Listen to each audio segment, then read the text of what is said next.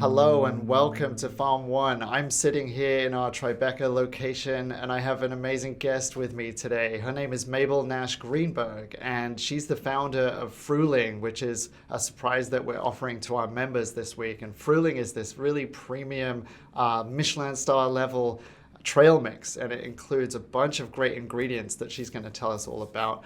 We've been walking through the farm. We've been talking about trail mix, Farm.One products, lion's mane mushrooms, videos, all kinds of creative stuff. So I'm really excited to talk to Mabel today. Welcome to the farm, Mabel. How are you doing? Thank you so much, Rob. I'm so happy to be here. I've actually been here once before, as you know, shooting a film about you guys because what you're doing here is so cool and so inspiring. So I'm thrilled to be back and super excited to be on the podcast. Great. It's great to have you. And, I remember a couple of years ago, yeah, you came in and shot a beautiful film about Farm.One. And obviously the company's sort of changed and evolved a little bit since then.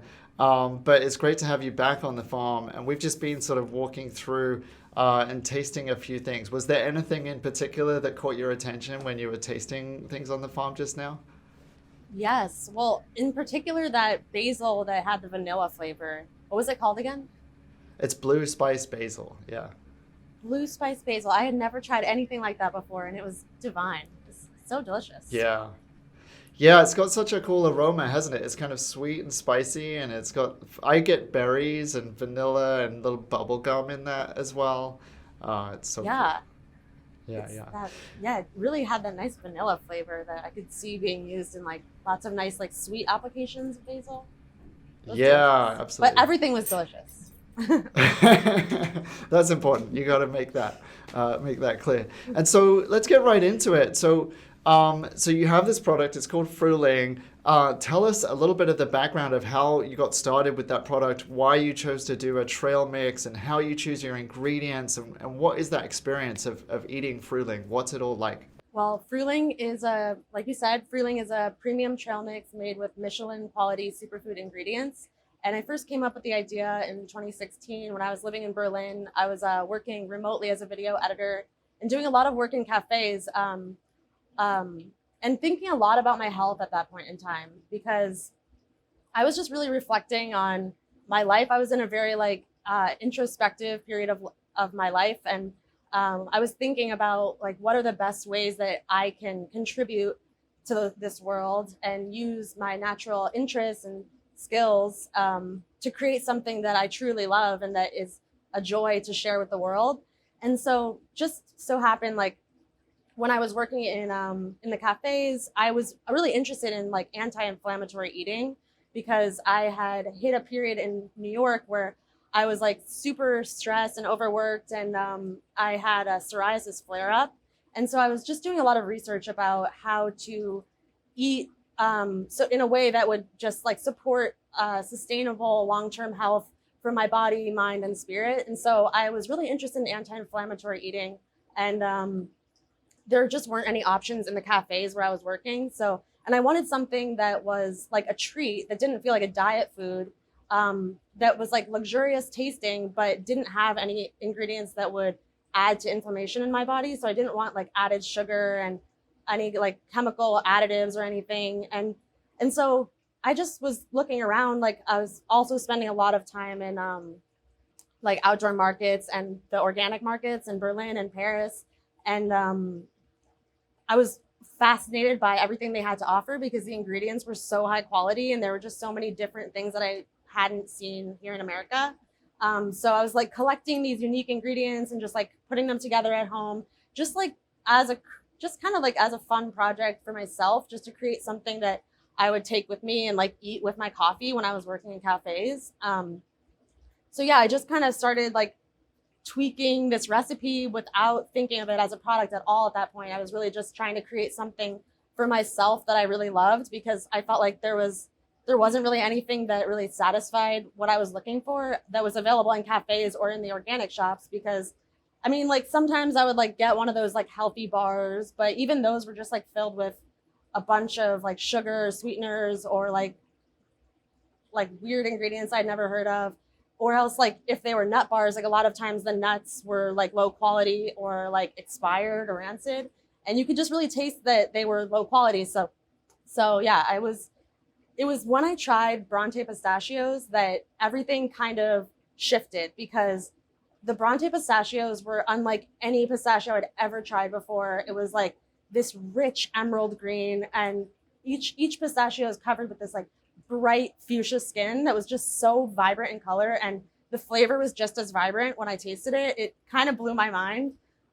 So yeah, that was kind of where the idea sort of it accelerated a little bit when I tasted the pistachios, because I realized that I couldn't add those pistachios to the mix that I was currently eating, just because they were so, the quality was just like astronomical to me. So I was like, So you found an ingredient that was kind of up here, and so then you realize, okay, yeah, I got to bring everything up to that same standard. And so what's in the bag of Frühling totally. then? I know you've carefully even talk about the number of nuts of different types and the perfect Yeah. kind of mix. So what is that mix? Yeah, so it's each bag of Frühling is 2 ounces of the highest quality nuts and dried fruits that you can find. No added sugars, nothing else. But we have Sicilian almonds. They're called Pizzuta almonds. They're regarded as like the best almonds you can get, and they're so like rich and creamy. And to me, they taste like marzipan because they're just so concentrated in that almond flavor. And then Bronte pistachios, and then we have Livermore walnuts, which are naturally red walnuts that are grown in California. And the Bronte pistachios and the walnuts are both really low yield crops. So this product is really like small. It's a small production. Like I really don't envision like scaling this to a huge degree, because the crops won't support that. So each bag is really special in my opinion. We also have golden berries, which are really high in vitamin C, and super nutritious. And then mulberries, which are really high in vitamins, minerals, and fiber. They're a little sweet, but not too sweet. And also, we have roasted cacao from Belize. And I did a lot of taste tests with like different kinds of cacao, and this one was by far the crowd pleaser. A lot of people tell me that it's their favorite ingredient. And it's just roasted cacao beans whole. And then also, we have 2 Brazil nuts in each bag. So that represents the daily recommended amount of selenium that you are recommended to have every day. So I put two Brazil nuts in each bag so that everyone can get their selenium when they have a bag of Frühling.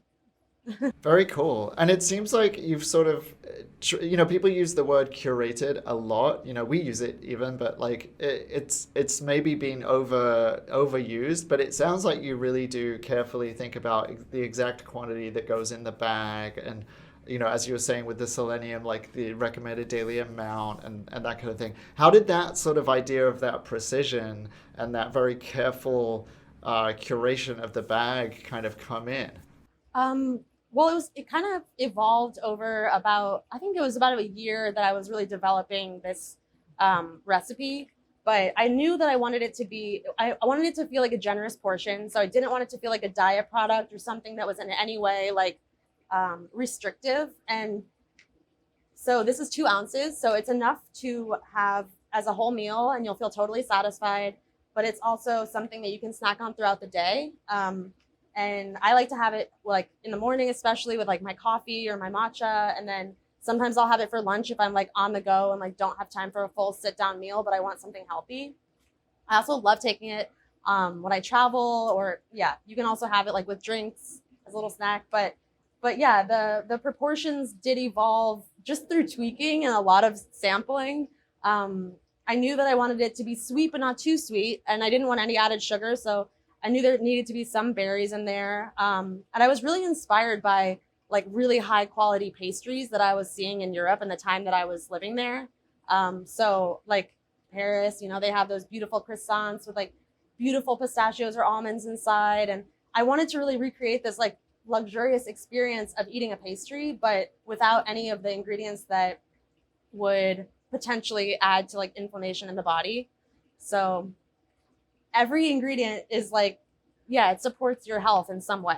Yeah, so I mean, is that like a full philosophy that you have, and how do you think about nutrition as a whole? Because it seems like, you're putting a lot of thought into what you're eating and what you're creating here. And how does that sort of extend to your wider diet? And how did you end up like thinking through stuff in such a careful way? Because if we look at the contrast with the rest of society, I would say is that nutrition is not something that loads and loads of people think about. And in this country, obviously, there's huge problems with kind of people having too much calories but not enough actual nutrition. And so how did you end up in this sort of very careful place to do with thinking about nutrition and thinking about health and thinking about diet overall? It's kind of been like my whole life journey, I feel like, is like kind of trying to come into balance with how to feed myself in a way that feels like really nourishing, not just to my body, but also to my mind and to my spirit. I consider myself like a really spiritual person. So the period when I came up with Frühling, I was really kind of in solitude, and I was really doing a lot of introspection and reflecting on the way that different ingredients affected not just my body, but also my mind. Because before I went to Berlin, I was in New York, and I was like really like hustling. I was, an early career like artist, creative person, trying to support myself with creative work. And I love New York City. I was born and raised here, but it's a hard city to live in. It's really expensive. And so I kind of hit a breaking point with just being overworked, and just kind of like my spirit was just a little like fried. And so ironically, like it was when I really removed myself from New York City, the city that I love so much, that I really was able to gain some perspective and realize the value that food has on not just my body, but also on my spirit and my emotional health. And so I was kind of starting to crystallize this idea that health is not just a physical thing. It's like every aspect of the self is affected by what you put in your body. And so I was also just like so sick of like all these like diet foods that are so like prevalent in America. And so I really wanted something that felt like a luxurious treat that was also healthy, because I just didn't really see any options out there on the market that had this mentality that you can have this luxurious treat without actually sacrificing anything, or without feeling a little worse the next day. And really, like, I think when you have really high quality ingredients, you don't need to add anything else. Like, the ingredients speak for themselves, and it's like sometimes the best food is the food that's messed with the least. And so I think, like, in my experience, like, I haven't tried that much food around the world. My travels are relatively limited, but I am really interested in food. And so I think some of my favorite cuisines are the ones where it's like the ingredients are just really high quality, and all the chef does is just like add a little bit of salt, a little flourish, maybe some fire or heat here and there, and like, yeah, let the ingredients speak for themselves. So I think that is a philosophy that I try to bring to my own life. Yeah, that's so cool. And I think that, it's great to come across food products like this where that intention is in mind, because I think that even some products that maybe start out that way, they get turned into something else because people get into the practicalities of like mass production, or they try to create something that has a really long shelf life, and they end up adding and adding and adding, and you end up with something that's not really representing the original intention. And so it's great to see something that's so kind of precise and beautiful. And I've tasted the ingredients as well, and they're really fantastic. Like, I love everything about like the red walnut is just such a striking color, but also it's like a really fresh walnut, and it doesn't suffer from, a lot of walnuts that you get are a little bit like old and not as beautiful, and then those golden berries are really sort of a perfect kind of match to those nutty ingredients in the mix. So we certainly love it. I mean, we wouldn't give it to our members if we didn't, but we certainly love it. And I'm curious, right, because we're filming you right now and you're sitting in front of a camera, but normally in your life I think you've been mostly behind the camera. And that's taken you on these kind of creative journeys. And you talked about living in Berlin, for instance. And How did that all start? What's the sort of creative background of Mabel, and how did that sort of begin? Is that something that you picked up from a very early age, or is something that happened later? How did that creative journey kind of emerge for you?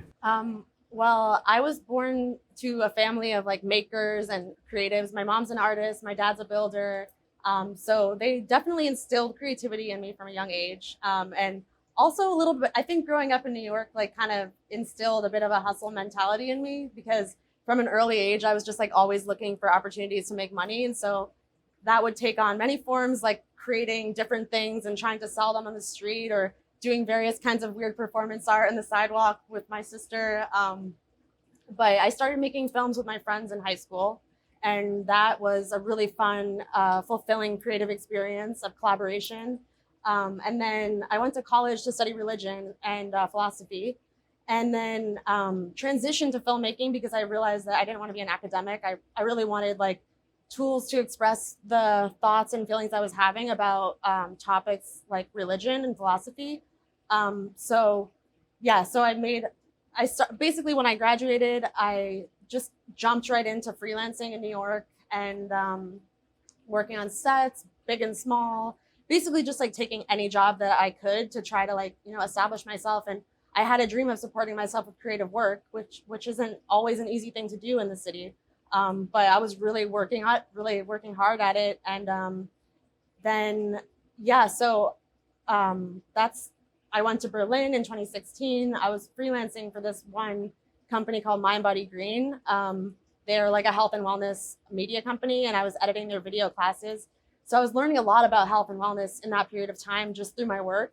And that's kind of a little bit of background story for like why I was thinking so much about health and how to lead like a healthy and fulfilling life. And yeah, so I got a job, I think it was like 2017. I got a job back in America at Culture Trip, which is where I made this film about Farm.One and how I was introduced to you guys. And I need to shout out my work wife, Spencer Albin, who is the one who actually originally found you guys. And we worked as a team to make that film. But yeah, so I was there for like 2 years. And at that point, like when I got the job at Culture Trip, I kind of put Frühling on the back burner, although it was in the back of my head as something that I knew I really wanted to do. And it was a dream that kind of was nagging at me a little bit. So like 2 years later, 2018, I left Culture Trip and decided to really put my attention almost full time into building Frühling. And then it took me about 2 years to really get it to launch the company, which we just did this past fall in the middle of a global pandemic, which was definitely not what I had anticipated. But yeah, it's been great so far. And I'm currently like still working as a filmmaker, as a director. I have my own little production company called La Bam, and then I work as a director with this company, Thursday's Child. But yeah, actually, like Frühling and my filmmaking work kind of go hand in hand in a weird way because I had spent so many years like working as a PA, and a lot of that was like creating crafty on sets, like putting snacks together to feed the talent and the crew. And people wanted healthy snacks, but I realized that there were limited options with regard to like what was truly healthy. Like even those bars that people usually have as a healthy option on set were filled with sugar, and I personally didn't want to eat them. So, and I wasn't the only one. So I would actually make my own trail mixes on set sometimes. And then, yeah, I think I didn't realize it at the time, but there was a part of me that was like, there's really an opportunity for like a better trail mix out there. That's so funny because there's like these two overlaps, I think, with your life and mine actually, because I started out my career, like this is back in like 2002 or something, and I was a runner for a post-production house in London. And a lot of my job was getting people snacks, so like running over and getting like some very specific bottle of wine that one of the clients wanted, or getting like this very specific croissant from like a specific place. And I was really terrible at the job. I didn't really know how to do it well, and I just didn't get it. It was one of those things where, you're kind of, I'm sure it wasn't like this for you, but for me, I was young and I'd only been in college, and I had never sort of been around real people working and stuff. And so when they wanted something like urgently, I just couldn't really handle the priorities or anything. But yeah, definitely had to get snacks for people. And then also like later on, I ended up in Berlin a lot because I started my own little film festival, and that like went over to Berlin. And so we went to the Berlinale, and we did that like several years in a row, and went to crazy parties in Berlin again and again and again. So I thought it was kind of funny that you ended up in Berlin. Yeah, I mean Berlin is such a like at the time, and I think it's similar now, but like at the time it just felt like it was this very much more casual place, and we would hang out in East Berlin, which was like cooler than West Berlin. And I don't know if it's still that way, but like yeah, it was always going and getting cocktails and staying up until like 5 in the morning, and like meeting random artist people, and it just felt like this such a sort of creative existence, you know. But yeah, it's funny that you kind of had some of that.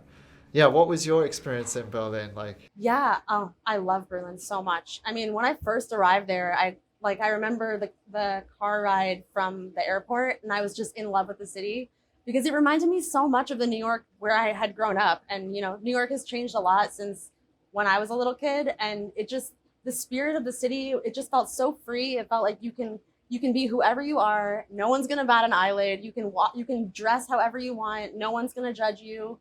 And that's just like how I associate the spirit of New York. But yeah, for me, like I definitely enjoy the party side of Berlin, but it was really like I felt it was a very peaceful city, and I love the way that nature is integrated into the city's design. It's just so seamless, and it's like it really allowed me to have this like very peaceful mental space that I was craving so much, and I really miss Berlin. I can't wait to go back. Yeah, did you speak German and get by that way, A little or bit. no? A little bit. Ambition. But Ambition. I took Yeah. some. Did you? Well, yeah, exactly. Enough to like order a beer, maybe, you know, that's it. But I think it was, I mean, it's one of those countries where you can sort of rest on the fact that everyone else's English is much better than your German, and so you kind of get by, you know. But It is easier in East Berlin than in West Berlin. because going to did you used to go to the Berlinale? Yeah, I went 1 year. Yeah, it was so Yeah. cool. One of the best. Yeah, one of the best experiences. It's so fun, right? Because you get to go and just watch like 4 movies in a day, and these are movies that are going to come out in like a year's time, so you feel really special. And like it's just such a great like I don't know, you get into this mode where it's totally normal to go into a movie theater at 10 a.m. and watch something really serious, and then an hour later watch something that's like completely crazy and maybe terrible, and like go through this whole sort of day like that, and then just eat and watch movies. I don't know. It's great. But And there were like all these crazy performance art things happening around the films as well. I remember that were just so exciting to me. Yeah, I love Berlinale. I can't wait to go back once this whole COVID thing has passes. yeah, that'd be so cool. So tell me a bit more about your filmmaking then. So like because I've seen obviously a bunch of your things that you did for Culture Trip and some other things. Like there was a film about a Brooklyn candy maker who makes these crystals and Yeah, As a kid, Sweet I Saba. had this dream that if I took all of the things that were super important to me, like all of my favorite objects, and I buried them in the ground, that if I woke up and dug them from the ground, that they had turned into candy. And so this whole project started out as kind of a dream. crystals. And you did another one on a grocery store in Brooklyn. Yeah, I'd love to hear a little bit more about like how you sort of chose those topics and how you go about like putting together a creative story to do with food and to do with New York City. Okay, yeah. Well, my job at Culture Trip was I was a video commissioner, and I also would produce these films. A lot of them were produced remotely, so my job was to like find stories that spoke to certain areas and regions of the Americas that would inspire people to travel there. But I did a lot of thinking, and I realized that rather than creating films that were specifically targeted for tourists, it would be a lot more meaningful to make stories that were that really spoke to the locals. And so that was something that I took really seriously in that role. And you know, I was living in I was living in Brooklyn for a couple years, and Mr. Kiwi was just, it was really a community hub. And it was, they offer produce and food and vegetables for way cheaper than most grocery stores do. And so they really serve the community in such a meaningful way. They help the community stay healthy for an affordable price, which is not something that you find on every street corner in New York City. And so it was such a cool opportunity to make a film with them, because they meant so much to me personally, that family that's behind the business. One thing I love about filmmaking is that it's just the process of working with people and getting to know, not like your crews, you get to know very well, but also getting to know the subjects. It's such I feel like so grateful that I get to do that for work, because it's just so cool to like meet people who are doing awesome things, whose work really truly inspires you. And the Mr. Kiwi people were a really great example of that. Mayan Zilberman is the candy artist behind Sweet Saba. She's the subject of one of my other films that I worked at Culture Trip.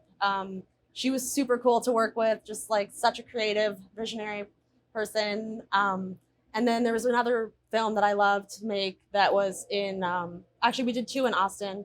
One of them was about this really special barbecue place called Sam's Barbecue, which is also a community center. Oh yeah, I saw that one. Yeah, I love to do films about places that really mean something to a community, like kind of a community hub. So that kind of became something that's kind of become a pattern in my filmmaking activities. And it's just cool to like kind of be embedded in the communities and be embraced. It's so awesome.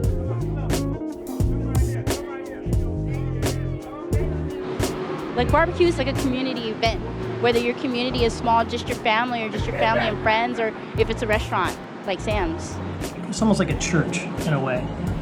Food is your way to connect, and you have conversations, and the photos kind of say it all.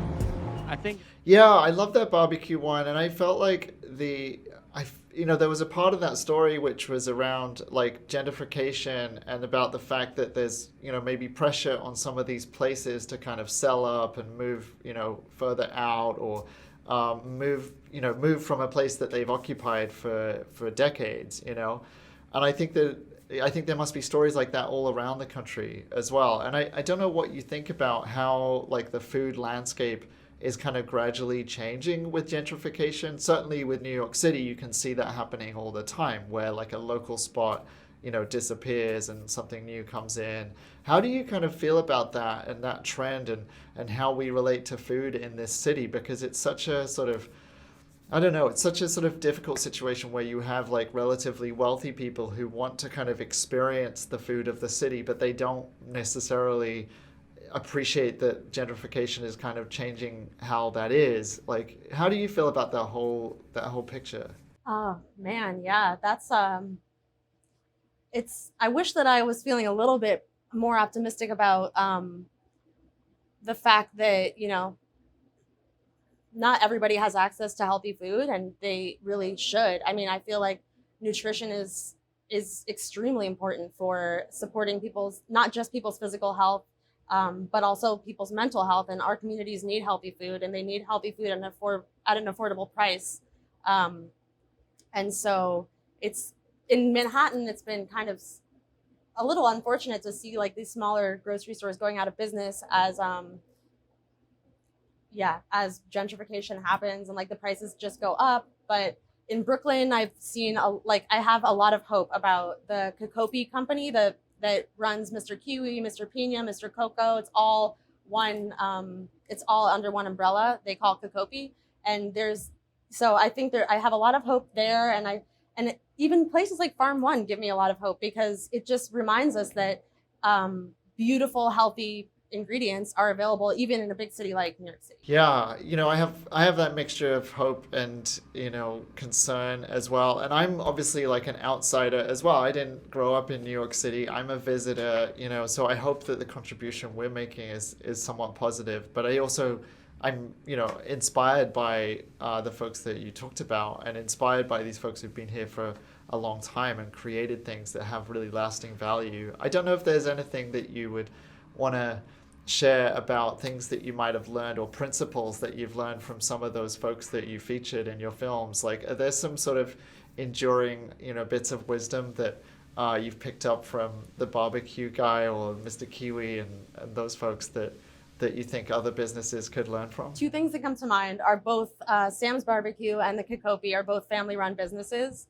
And so I think that that's a really special thing. It's really cool to see family members working together and, a business as like this beautiful project that that can bring a family together and also extend that idea of family past just the nuclear family into a greater community. Both the Cacao family and the Sam's Barbecue family, they really are the heart of a community. And you can just tell that, obviously they care about what they're like, the things they're doing, like the food they're selling, but you can really tell that what they're doing is for the people, and the people receive that. And it's this great like relationship that both of those businesses have built with their communities that I think is so special. And it's really heartwarming to actually be there in person and to see these people, to see how they interact and how much gratitude comes from both sides, both the customers and the business owners. Good morning, Brooklyn. Good morning, Brooklyn. What up? Hi, we're in Mr. Kiwi's in Bushwick. It's the best place to go for fresh produce, for juice, and mainly to get a really good deal and feel like you're part of a local grocery store and not just a chain.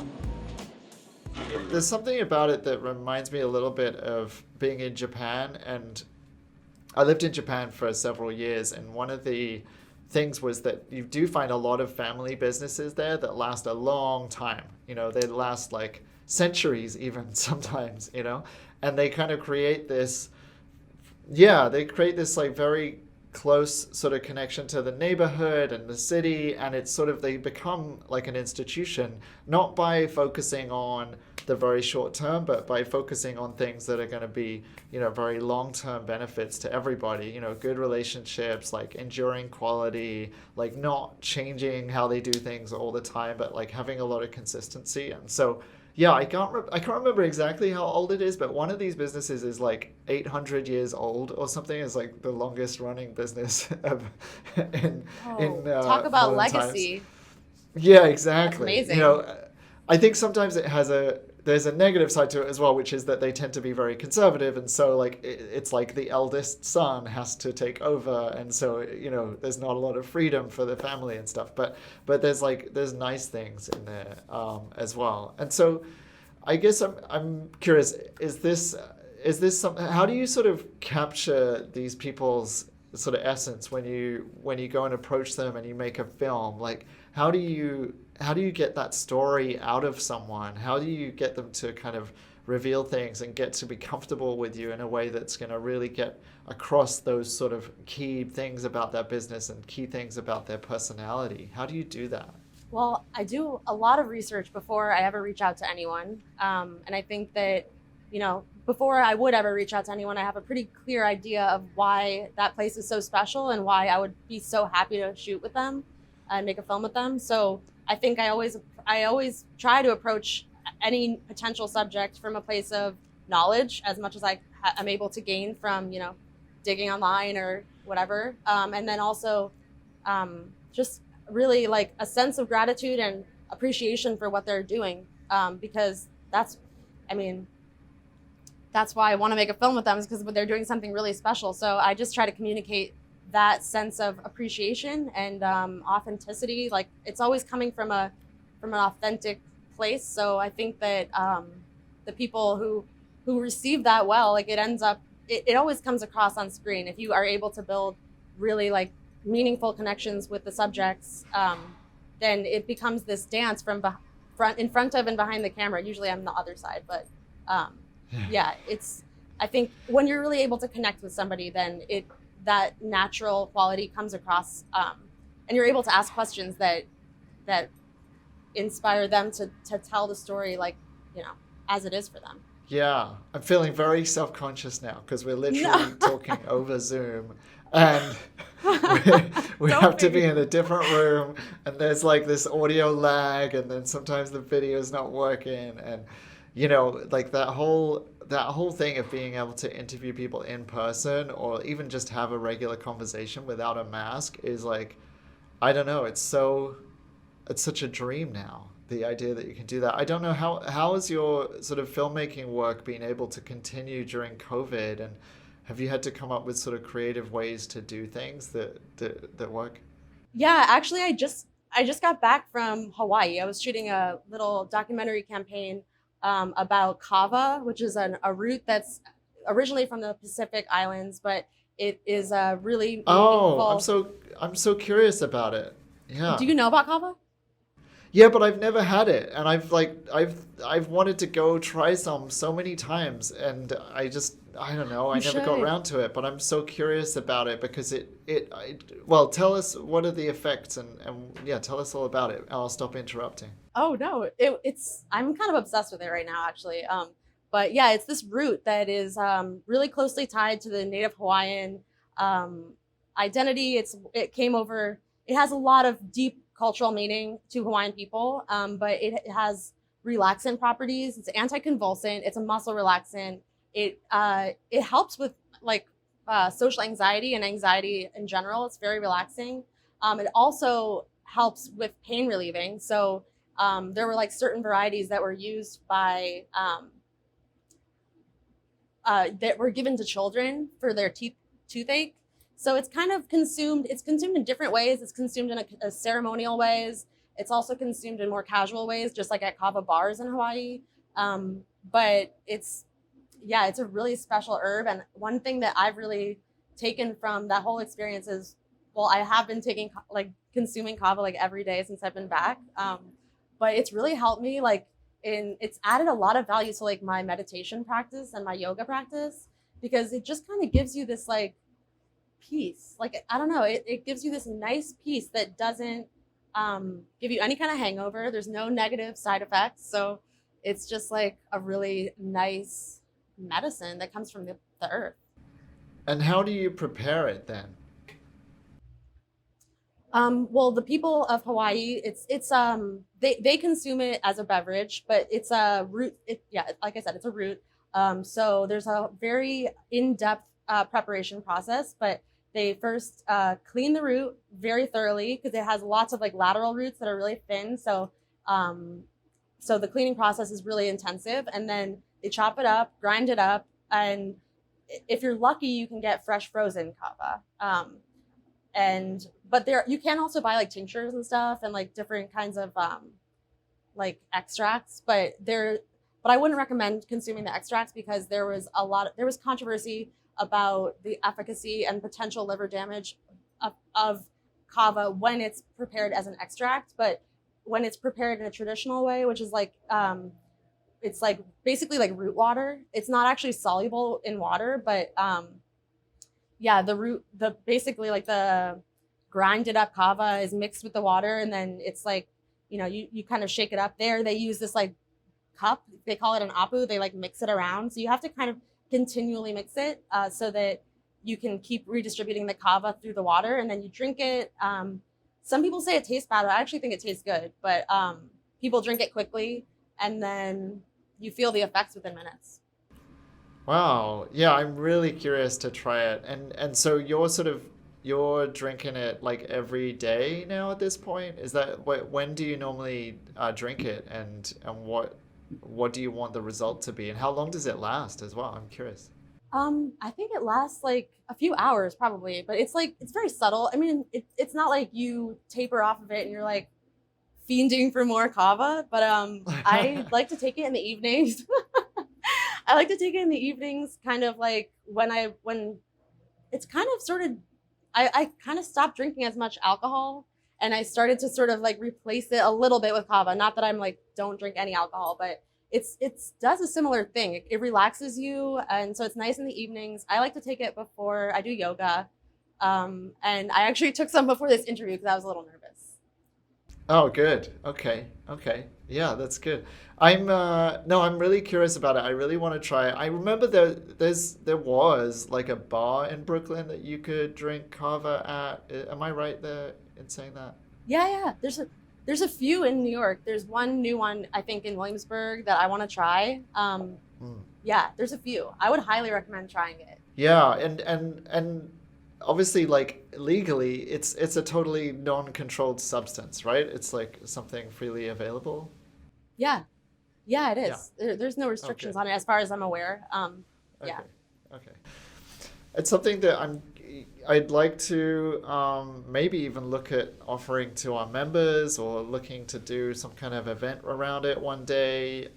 There's things like that. You know, we've also, before we started recording, obviously we were talking about mushrooms as well and lion's mane.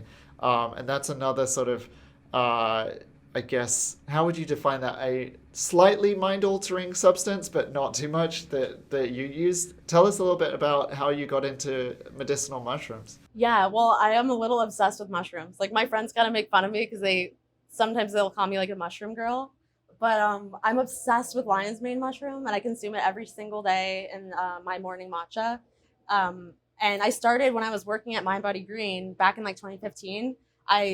My mom actually got me turned on to mushrooms initially. She took me to a lecture by Paul Stamets, and I was like very cynical going into it. I was just like, what is this? Like mushrooms? Like, Oh, yeah. who cares about mushrooms? And then, Well, he's the classic guy. yeah, and he blew me away. Like, it totally like shifted everything for me. And I was just like, yeah, I was like, mushrooms are the future. They're going to solve so many problems. They can, mitigate like toxic waste.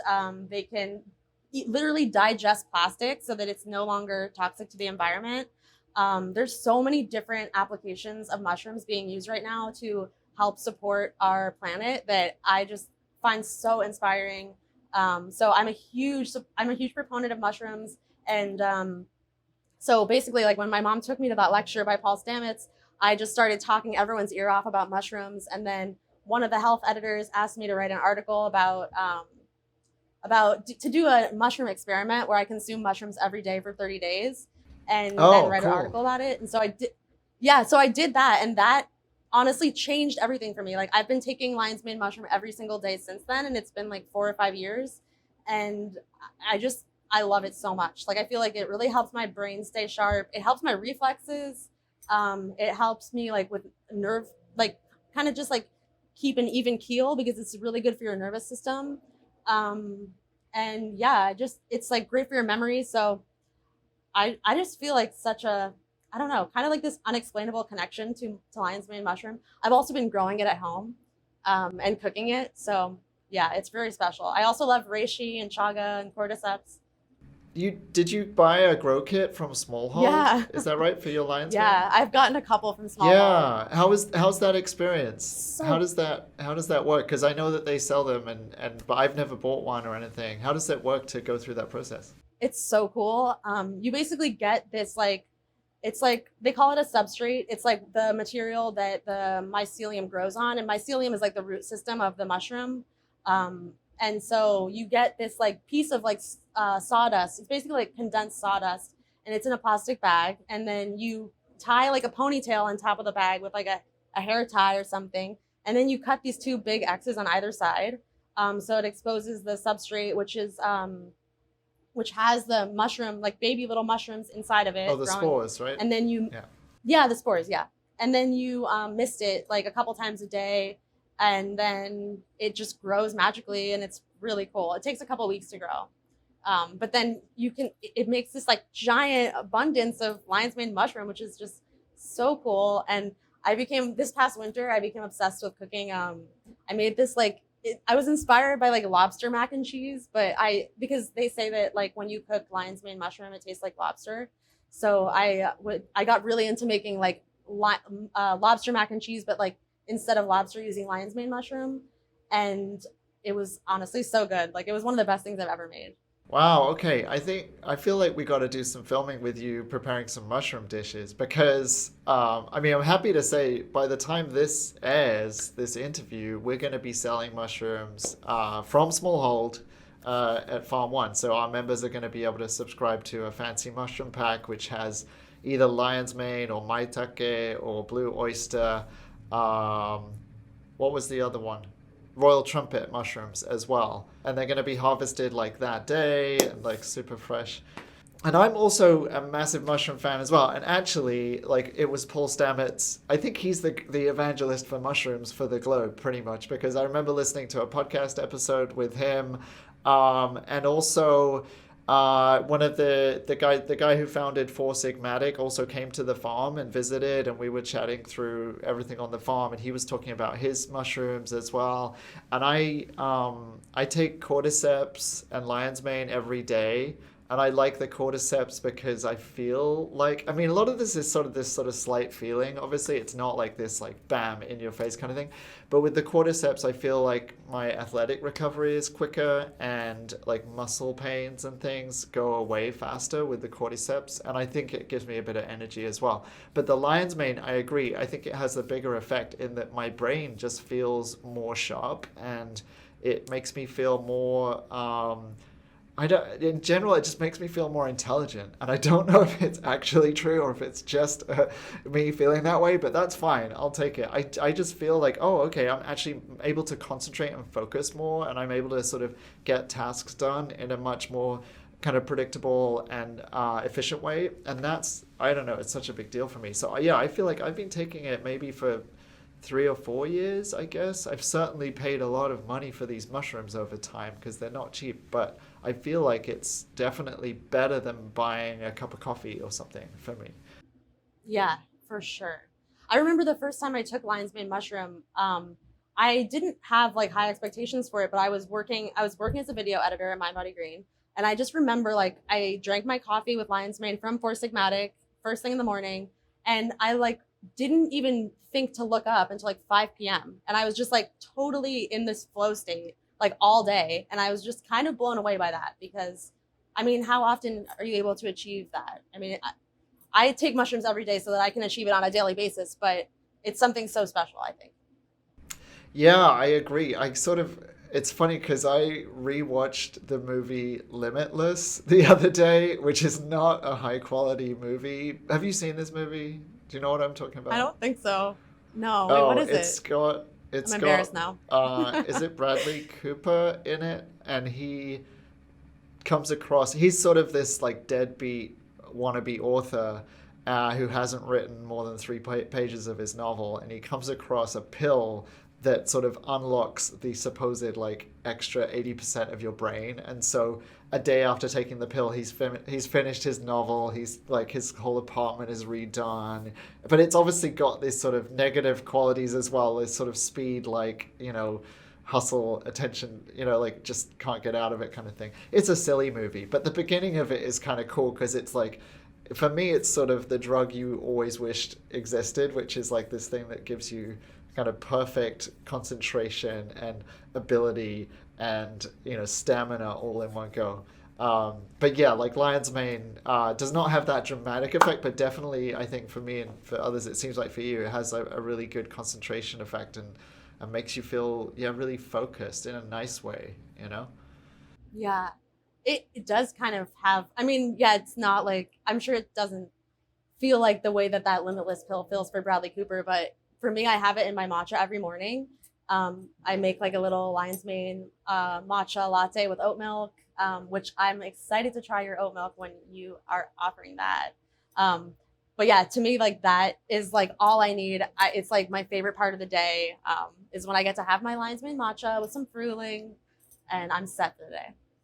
Yeah, I don't know how you feel about routines like that, because I definitely during COVID, I've established a lot more of a routine. Like my routine in the morning is the cordyceps and lion's mane mixed into one like tea, and then I do this thing called morning pages. Have you ever heard of this? Oh, cool. Yeah, definitely. Yeah. That's awesome. Yeah, so I do that, which is like this 20-minute process where you write down like everything that's on your mind. I do it because I was doing it in books, but I was going through books like crazy, and I just felt like, oh, this is completely unsustainable. I'm going through like one forest every 3 weeks or so. So now I do it on the iPad, but it means I can kind of go back and look at like a year ago or something, which is kind of fun. You sort of I don't know if you've ever done that, but like with the morning pages, it's this sort of stream of consciousness thing.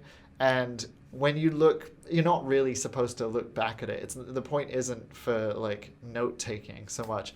But if you look back at about a year ago or further, it is kind of interesting because a lot of the things that you were worried about or that were on your mind are these really trivial, ephemeral things that you've almost completely forgotten about now. And so it's quite cathartic to kind of see how trivial the things are. But I have that morning routine where I'm sipping the mushroom coffee and I do the morning pages and then I do meditation. And I kind of like to set up that routine the night before. So I set out the mushroom coffee in the mug already, and I put like the right amount of water in the kettle, so that in the morning all I have to do is sort of go there and like press the button, and then it's happening. Wow. I kind of got into that Rob. because well, I kind of got into it because I was listening to an interview with actually an Irish filmmaker, and he was talking about how he had been going through some depression, which luckily enough I haven't really experienced this year or anything, but one of the things that kind of got him through or made him feel a little bit better on tougher days was making overnight oats and starting the overnight oats process the night before, and then like having this thing to look forward to in the morning that had been sort of gestating through the night. And he felt like that was a really sort of nice thing because you wake up in the morning and there's something ready for you that you have given yourself, right? It's a little treat that you've given yourself. And actually, Ina was talking about something a little bit similar where she was talking about how when she was going through some slightly tough times, like the idea of having plants there in her apartment that were waiting for her to be watered was something that also got her through and gave her a little bit of energy and sort of something to look forward to. I don't know if you think about routines in the same way, but routines I think can be really, really powerful, Yeah, for sure. I mean, I've been tweaking my routine for a while, but I'm still working on it for sure. I mean, the lion's mane is a non-negotiable. Sorry, one second, I just got a call. The lion's mane is a non-negotiable for me. My matcha in the morning, but yeah, and I usually do some variation of like morning pages too, or like meditation and yoga. But to be honest, like I struggle with like getting my exercise in like first thing in the morning because I always seem to get sucked up by work like first thing. So that's what I'm working on right now is like really incorporating the exercise element like first thing, like right when I'm done with my matcha before I actually sit down on my computer, because the lion's mane just, sucks your attention. The next thing you know, it's like end of the day. And yeah, so I'm still tweaking my routine, but I think routine is so important. I know what you mean. I do this thing now, which is that I put the exercise mat out, like I roll it out the night before, and I'm doing a bunch of kettlebell stuff now, which not everyone is into, but like I put the kettlebell like there, and that's actually right in front of my computer, so I can't even really get to my computer unless I've done it, Yeah. So it's like a forcing mechanism, I love that. You create an obstacle course of your priorities in the morning, and then you just have to go through them. You have no choice. Well, you know what? It works. I've been doing it that way for 8 weeks nonstop, and it's working. So I'm pretty happy with that routine. Yeah. I mean, I don't know how you feel about it, but like as COVID sort of hopefully disappears later this year, I'm really wondering about how my routines are gonna stay, and I'm a little bit, I think maybe quite a few people, I'm a little bit nervous about having all these other commitments that always pop up in real life, like you have to go to an event, or you have to go out to, it's not have to, but you're going to go out to dinner, you're going to go out and see friends, and like, yeah, how do you feel about that? Yeah, I share that with you, to be honest. Like, and I've been hearing a lot of other people say the same thing about how they're kind of attached to this solitude that they've developed over quarantine. And I know that's definitely true for me. I feel like I've been very productive throughout quarantine, which I'm really feel very grateful for. But yeah, I kind of love the alone time, to be honest. So there's a part of me that's like, oh no, I don't want to have obligations again outside of my home. But at the same time, like I can't wait to party with my friends and like go to an art opening and, enjoy like cultural events. Like I have really missed those. And also just dinner with friends. Oh, dinner with friends, that would be amazing. And yeah, going to see like a ballet or something, or going to see, a concert. Oh my God, just seems like such a forbidden pleasure now, I know. I guess. It's so funny, Yeah. right? Yeah, yeah. Something as innocent as ballet is suddenly forbidden.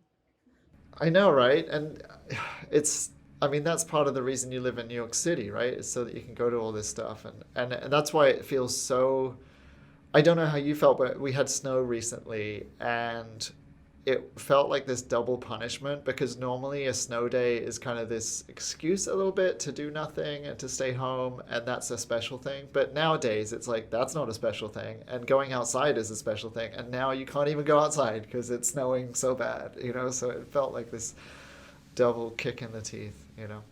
One positive thing that I think has come from COVID is the shifting of demographics in the city, and this the cost of rent has gone down. So I think that, I'm excited and hopeful to see that where the city will grow, and hopefully there's like this new creative resurgence of artists moving back to the city, because, as like the cost of living here has just skyrocketed over the last like decade or so. And so it's been kind of a difficult place to be a creative person or an artist. And I'm hoping that COVID will have shifted things in the long term, as well as just the short term, and that there's like this new creative resurgence that happens. Yeah, that would be amazing. That would be amazing. I'm really curious to see, because I agree. There's some of those trends like rent drops and also people moving out of the city.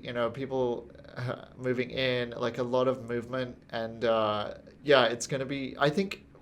I mean, people always say this now, but it's like it does feel like there's this sort of creative potential now, and this desire for people to get out and do stuff like over the next year. And I don't know, I'm excited to be part of it, and we're hoping, as we're hoping to build our new space pretty soon and get that up and running, and have that be like a place that people can come and do events, and because you visited the farm. Yeah, the problem we've always had with the farm is that it's been this very, very small space, and so people can have an amazing experience in our Tribeca farm, but it's limited to like 8 people or something. But we're building out a much bigger space, which will allow us to do a lot more. That is so exciting. I have to say, like, just being here right now, it is such a like grounding experience, and just like the air quality of being surrounded by all these plants feels so healthy. Like, I feel like my skin is it feels like it's absorbing all the nutrients from all these beautiful plants that you have growing. And so, yeah, I can't wait to see your new space, and it would be a great place for a party. Oh my gosh. Yeah, that's gonna happen for sure. Maybe with some kava, maybe. I'm curious about some like non-alcoholic options as well that can lift people's spirits a little bit. So should we talk a little bit about, about the future, and getting back to Frühling, like, where are you hoping to take this? I know that you're not trying to be a multi-billion-dollar global conglomerate with, factories in every city of the US, but, I'm curious, what are your aspirations for Frühling and other projects that you might want to do? Well, I'm currently developing a few products that are different recipes that have a similar ethos to the current product. They're like, anti-inflammatory, only the best quality ingredients. And I think like, kind of like a luxurious experience for something that you can take on the go. So I'm excited to share those. That's definitely like what I'm focused on right now. Just like putting one foot in front of the other. I definitely don't have any plans for world domination anytime soon, but it would be great to grow Frühling and expand the reach of these products, because the process of creating them is so fun for me, and we have a really small team of artists in New York. It's me, actually my mom helps a lot, my dad helps a lot, I have an assistant, Stella, who's the best. She helps a lot, and so right now it's a really small production, but I would love to expand gradually and offer a few more products, hopefully this spring or summer, probably more likely this summer. But yeah, stay tuned. You can buy Frühling at our website, which is frühling.co, or we're also being sold at Elementary Flaneur, which is an amazing little grocery store on the bottom floor of Essex Street Market in the Market Line. They have like the most beautiful produce aside from Farm.One that I have seen in the city, and Mr. Kiwi. But they really have some unique, very, very unique like produce and ingredients that they source from, I believe like a lot comes from Italy, but yeah, you can buy Frühling there or at our website. And if you are interested to hear about where we're going to growing from here, you can sign up for our newsletter on the website and also follow us on social media. It's at frühling.co. Amazing. That's good. That's really, really good. I'm excited to offer this to our members. I'm really curious what people think. I personally really love it as a product in terms of its philosophy, but also just how it tastes. It's really, really great. And I'm scared now because I feel like any other trail mix is just going to seem woefully inferior in comparison. And you know, I'm worried about that. But yeah, no, it's really great. And yeah, it's been awesome chatting to you today, Mabel, and discovering your films and your background and Frühling and your philosophy around food and mushrooms, all that kind of stuff. So yeah, I want to say a big thank you for coming in. Thank you so much. Yeah, and let's look Thank forward you so much for having me. It's been such a pleasure. Yeah, let's look forward to the end of COVID and the future and the future of Frühling. Sounds great. Thank you, Rob. All right. Bye-bye. Bye.